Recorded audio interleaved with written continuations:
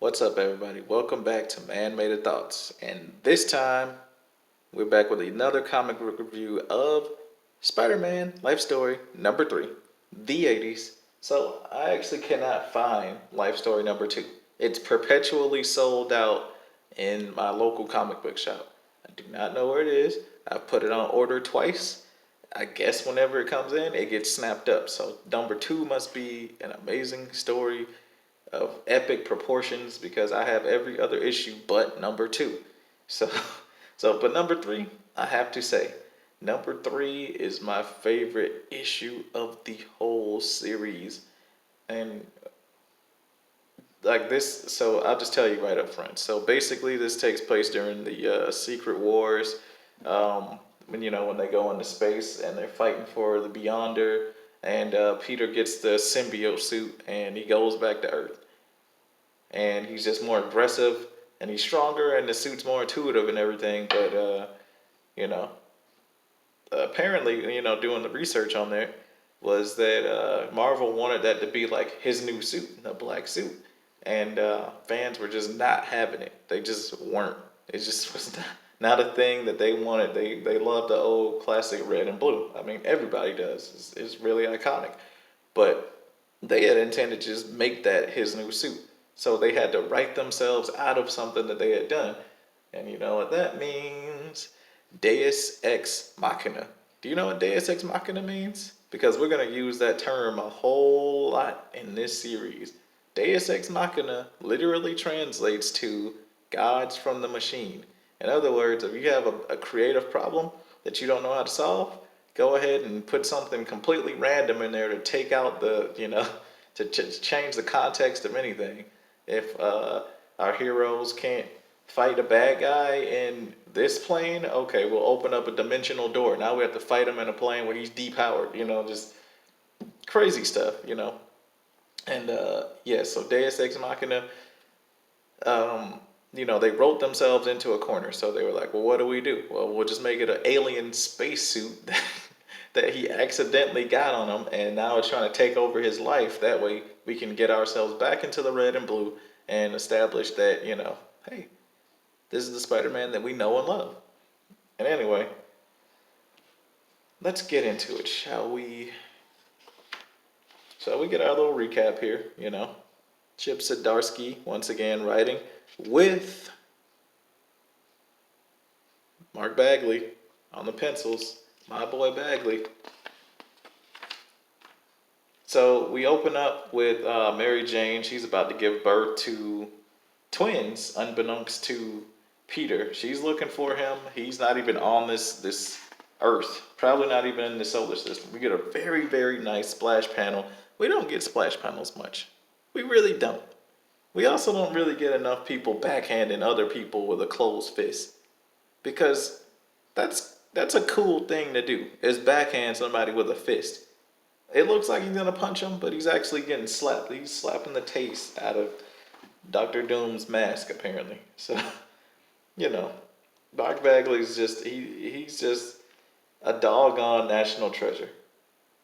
Me and my friend Brian, we used to joke that whenever Michael Jackson dies, everybody in the world is going to be trying to get at that funeral. And yes, when he died, that's what happened. It feels like when Mark Bagley finally decides to go, everybody's going to be sad because you'll never probably get another iconic Spider-Man artist like this. There might be some that copy him, but you're not going to get it that good. So anyway, I'm trying to avoid copy strikes here. So I just have a little piece. Um, So anyway, Spidey has like this cool metal space suit, and he's working on it. He talks to Reed Richards about that his suit is really, really destroyed and all that stuff. And um, he's like, man, I need to get a new suit. And Hulk and Thor just show up like, oh yeah, go to this crazy machine and you can get a new suit. And so he does. But it turns out it's the black suit. And once again, another stunning panel. This could be somebody's wallpaper.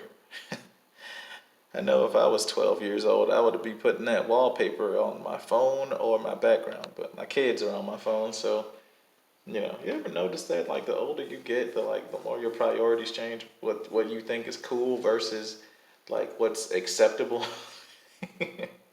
Anyway, the black suit. Peter comes home, looking scraggly and everything. He's got that struggle beard, like when you get kicked out of the house in the cartoons, they go drinking. Yeah, that's what he's got. So anyway, he surprises Mary Jane, and he comes in the house. She tells him this right here, man. This was heartbreaking to me. Um, like just as a parent, I was deployed last year, and I missed the birth of my newest daughter because I got four kids, and I missed the birth of her, and like due to duty or whatever else, when you miss the birth of your kids, really this is all you have. Like you get to meet your kids. I never knew why people cared about meeting their kids because I always just thought, oh, this is bunk. Like meeting your kids, huh? That's lame. No, I had to meet my own daughter that I was there for but could not be there for during her birth month. And so, just like this right here, this is so expressive. Like our children. Oh my God, Mary Jane. I, I'm so sorry I wasn't. Oh, Peter. The world has gone crazy. And indeed it has, because the Russians have decided to attack America, and they launched a nuke pretty much molded the vision in place. Either he's dead or not. No one knows if he's just standing there to defend it or he's just stunned, like he's in a catatonic state. But I'm a chemical soldier in the army, and so we did a lot of research with um, on nukes and like their devastating effects. And we would go out to training sites where they used to test the power of these nukes in the 40s and stuff, so they can make their own and all that. And like we go to these craters and all that stuff, and that just the stuff they told us about Hiroshima and Nagasaki, about how people's shadows were burned into the ground. And if you think about it, where vision has a power to phase, maybe he was literally permanently melded to that location, and there's literally nothing he can do except stand there forever, like melted in place, because he's also an organic android. So no one knows, but yeah, very good page, very emotive. Um, so then Peter decides that he's gonna go talk to Reed about this suit, um, and he's having a conversation with him, a very very real conversation. He's like, uh, unbelievable. I never used to have crazy copycats because in the newspaper, there's a guy running around in a black suit killing people. And he's like, maybe I should just have the suit mimic my old costume. And Reed's just like, I got something I should tell you, man. And I think that the symbiote is pretty much bonding to you and it's making you a different person. And he's like, I know. I know it's making me different. I'm not stupid. I'm a scientist too. And so then he gives them the spiel. I'm a scientist too, Reed. The first thing I did when I got home in between the new babies and developing radio sponges was study it. I've been wearing it sparingly to halt full bonding.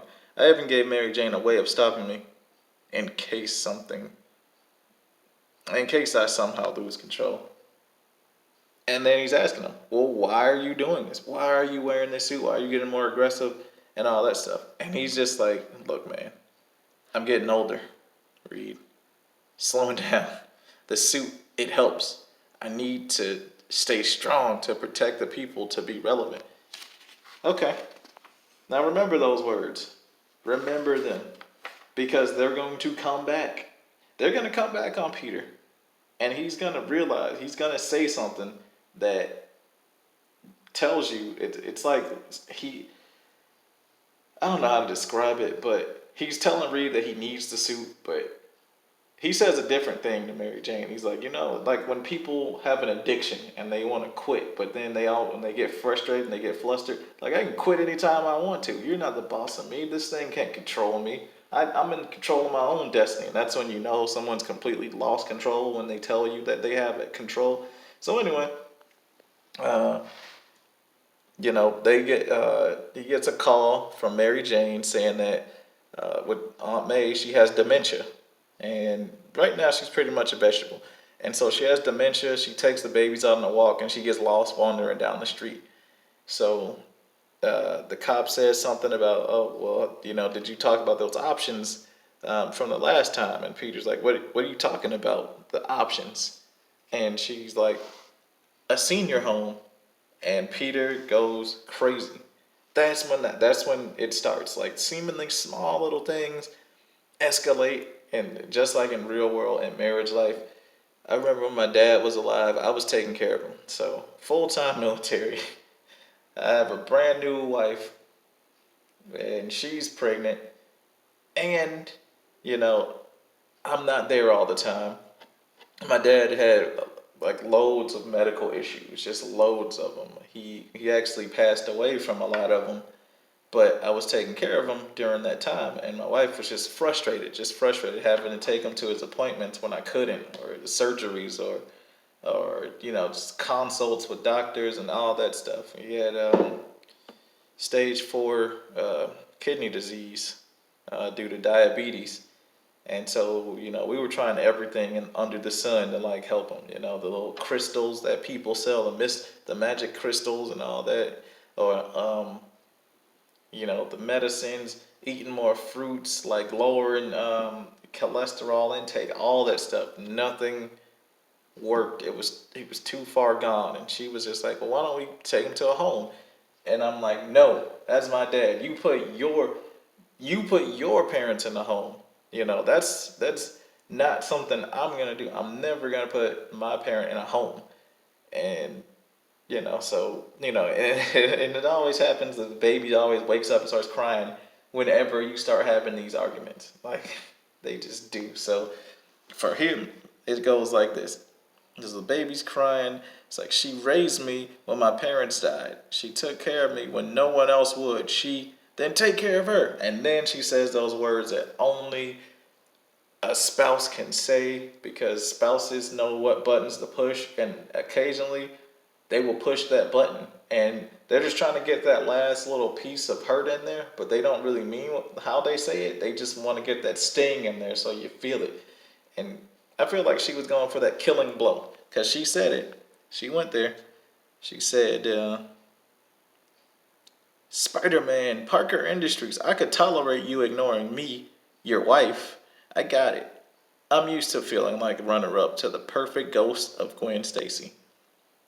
But you're a father now and caretaker. You need to be here with us.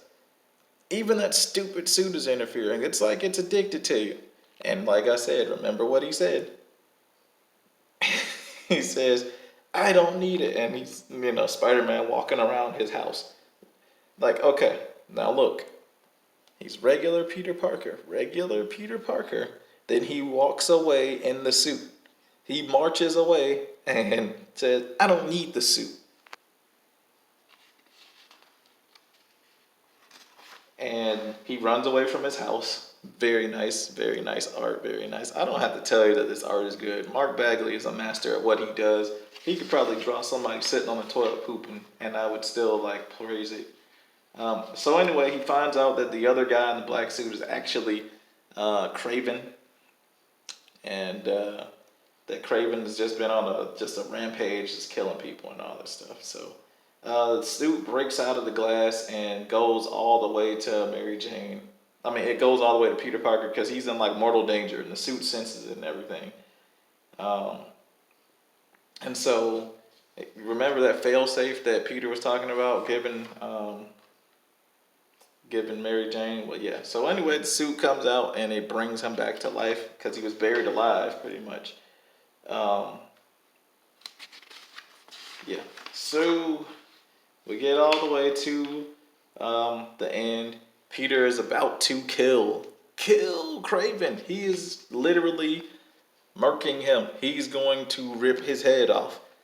And then she hits him with a sonic laser, and wow. That sound with the meat gun from the Powerpuff. Okay, I guess I'm old. All right.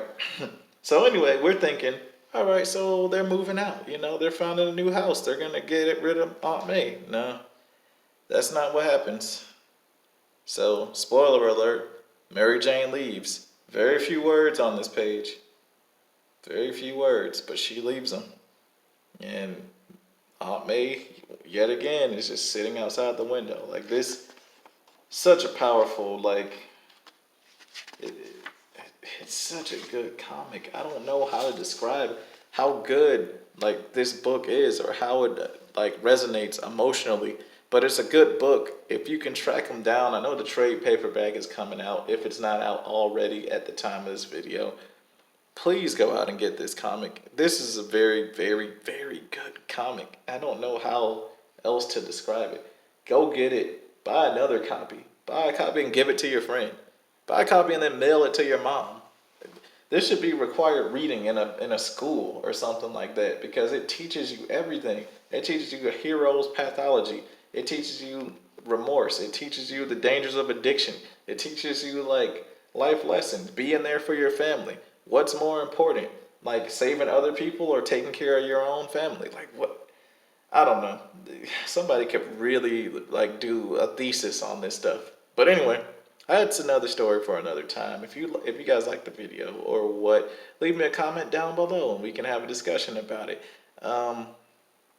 So you can you can comment, you can share the video if it really touched you. If you are subscribed, make sure you hit that bell icon to make sure that you're still subscribed and go out and buy this book. Anyway, that's me. My name is Cortez. Peace out.